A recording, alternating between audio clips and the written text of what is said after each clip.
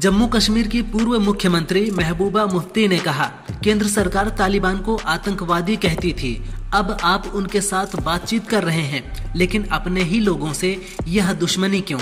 ये अच्छी बात है कि तालिबान के साथ बातचीत और अच्छे संबंध बनाने से देश को फायदा होता है, लेकिन पहले भारत के मुसलमानों से जुड़ें, जिनकी मस्जिदें, स्कूल और घर आप ध्वस्त करते हैं।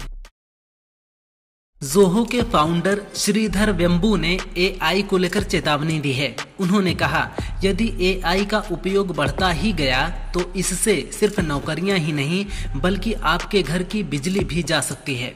वेम्बू के अनुसार देश को बहुत जल्द बिजली बचाने की आवश्यकता पड़ सकती है, क्योंकि एआई डेटा सेंटर बहुत ज्यादा बिजली खपत करते हैं। भारत प्लांट्स इतनी बिजली की आपूर्ति नहीं कर पाएंगे। ऐसे में भारत को सोलर एनर्जी में निवेश जरूरी है। दुर्गापुर में गैंगरेप केस को लेकर दिए बयान पर सीएम ममता बनर्जी ने कहा, मीडिया ने मेरे शब्दों को तोड़ मरोड़ कर पेश किया। मैंने सिर्फ रेप केस पर कहा था, लड़कियां रात में बाहर ना निकलें। ममता ने गैंगरेप की घटना पर कहा था कि छात्राओं को रात में बाहर नहीं घूमना चाहिए, सुनसान इलाकों में सतर्क रहना चाहिए।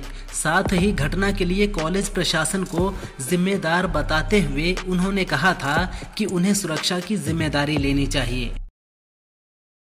संभल सांसद जियाउर रहमान बर्क ने बीजेपी सरकार पर निशाना साधा है। उन्होंने कहा कि राज्य के मुसलमानों समेत पूरे पीडीए को अधिकारी टारगेट कर रहे हैं। सरकार के इशारे पर अधिकारी ऐसा कर रहे हैं। एक ही पार्टी की सरकार 50-100 साल नहीं चल सकती है। लोगों के घर और अधिकारों को तोड़ा जा रहा है। सपा की सरकार बनने पर मुसलमानों व पीडीए का सम्मान वापस होगा।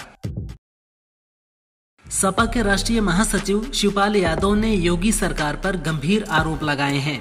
उन्होंने कहा कि प्रदेश के किसी भी सरकारी कार्यालय, थाना, कचहरी, विकास भवन के कार्यालय और नगर निगम में चले जाइए, बिना रिश्वत के काम नहीं चलता। लॉ एंड ऑर्डर पूरी तरह से ध्वस्त हो चुका है। स्वास्थ्य सेवाएं चरमरा गई हैं। कहीं डॉक्टर नहीं तो कहीं दवाई नहीं। भाजपा ने एक भी वादा जनता से किया हुआ पूरा नहीं किया है। केरल के कोट्टायम निवासी 26 वर्षीय सॉफ्टवेयर इंजीनियर आनंदू अजी ने आरएसएस पर आरोप लगाकर सुसाइड कर ली। उसका शव 9 अक्टूबर को तिरुवनंतपुरम के थम्पानूर में एक लॉज से मिला। नोट में युवक ने लिखा, पिता ने उसे बचपन से ही आरएसएस में डाला था। वहां मुझे यौन और शारीरिक शोषण का सामना करना पड़ा। मेरी मौत का कारण कोई असफल रिश्ता नहीं बल्कि गहरी चोट है। कांग्रेस ने कहा कि इससे जुड़े आरएसएस के लोगों को सजा मिलनी चाहिए। लखनऊ में बसपा की रैली के बाद दलित मुस्लिम समीकरण के तहत संगठन में फेरबदल किया गया है। पूर्व राज्यसभा सांसद मुनकाद अली और पूर्व सांसद गिरीश चंद्र जाटव के साथ अब वरिष्ठ नेता सूरज सिंह जाटव को भी पश्चिम क्षेत्र का प्रभारी बनाया गया है। इसके साथ ही मेरठ मंडल की जिम्मेदारी डॉक्टर कमल सिंह राज, मेघानंद जाटव, रोहताश सिंह जाटव के साथ परवेज आलम को दिया गया है। माना जा रहा है कि मिशन 2027 के तहत ये बदलाव किए जा रहे हैं। सपा नेता शिवपाल यादव ने लखनऊ में बसपा की महारैली पर चुटकी ली है। उन्होंने कहा कि मायावती तो भाजपा के इशारे पर चल रही हैं, वहीं से सब मैनेज हो रहा है। वे विपक्ष को कमजोर करने का खेल खेल रही हैं, लेकिन सपा मजबूत रहेगी। सपा राम मनोहर लोहिया के आदर्शों पर चल रही है।